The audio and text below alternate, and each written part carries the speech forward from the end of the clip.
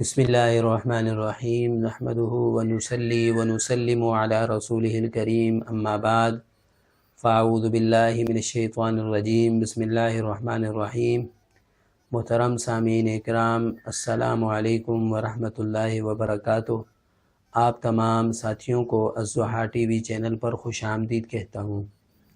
اگر آپ نئے ساتھی ہیں اور ابھی تک آپ نے ہمارے اس چینل کو سبسکرائب نہیں کیا تو سب سے پہلے آپ ہمارے چینل کو سبسکرائب کریں تاکہ ہمارا یہ رابطہ قائم اور دائم رہے اور ہماری ہر نئی آنے والی ویڈیو آپ تک پہلے پہنچ جایا کریں۔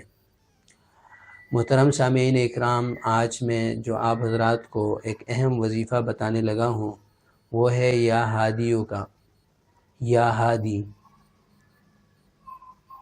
اس کا طریقہ یہ ہے کہ آپ نے 2 رکعت صلاۃ الحاجت پڑھنی ہے۔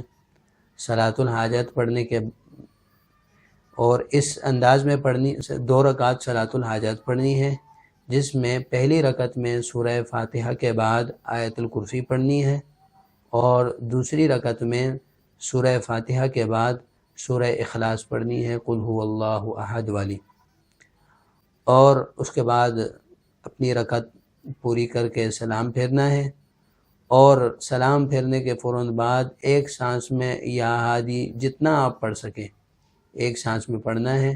جب سانس ٹوٹ جائے فوراً سجدے میں جانا ہے اور اپنی حاجت کے لیے اللہ تبارک و تعالیٰ سے دعا کرنی ہے، اپنی حاجت اللہ تبارک و تعالیٰ کو بتلانی ہے۔ انشاءاللہ یہ عمل انتہائی مفید رہے گا، اور اللہ تبارک و تعالیٰ اپنے فضل سے، اپنے کرم سے جو آپ نے مانگا ہوگا وہ اللہ تبارک و تعالیٰ عطا فرمائیں گے، اور جو بھی آپ کی حاجت ہوگی وہ حاجت اللہ تبارک و تعالیٰ اپنے فضل سے، اپنے کرم سے پوری فرمائیں گے۔ تو اس وظیفے کا اہتمام کیجیے، اور اخلاص کے ساتھ اور یقین کے ساتھ، توجہ کے ساتھ، جتنی بھی وظائف کی شرائط ہیں اس کے مطابق آپ یہ وظیفہ کریں۔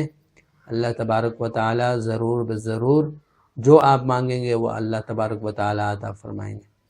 بھائی، یہ وظائف اللہ سے مانگنے کا ایک ذریعہ ہے، اسے یقین کے ساتھ، کامل یقین کے ساتھ کیا کریں تو یقیناً اللہ تبارک و تعالیٰ اس مقصد میں کامیابی عطا فرماتے ہیں۔ اللہ تبارک و تعالیٰ ہمیں عمل کی توفیق عطا فرمائے۔ وآخر دعوانا ان الحمد للہ رب العالمین۔ السلام علیکم ورحمۃ اللہ وبرکاتہ۔